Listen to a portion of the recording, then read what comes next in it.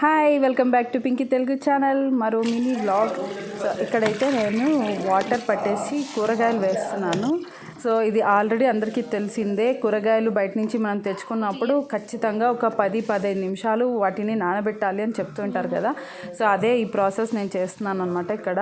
So నేను తెచ్చిన కూరగాయలన్నింటినీ ఇట్లా వాటర్లో వేసేసి దీంట్లో ఇలా ఉప్పు సోడా రెండు కూడా మిక్స్ చేస్తున్నాను. నేనైతే ఇక్కడ 1 టేబుల్ స్పూన్ సోడా వేస్తున్నాను, దోసల సోడా అనమాట.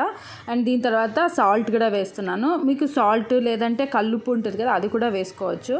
సో ఈ ప్రాసెస్ ఏంటంటే ఒక్కొక్కసారి కుదురుతుంది, ఒక్కొక్కసారి కుదరదు. మనకి త్వరగా అయిపోవాలి వంట, ఎక్కడికైనా వెళ్తున్నాము అన్నప్పుడు ఇంతసేపు నానబెట్టడం కుదరదు. బట్ వీలైనప్పుడల్లా ప్రతిసారి ఖచ్చితంగా ఇలా అయితే ట్రై చేయండి. ఇలా పండ్లు కూరగాయలు అన్నీ కూడా ఏవైనా కూడా తెచ్చి ఇలా 10 నిమిషాలు నీళ్ళలో నానబెట్టి తినడం చాలా మంచిది. ఇది ఈరోజుటి mini vlog. Thanks for watching Pinky Telugu channel. Bye.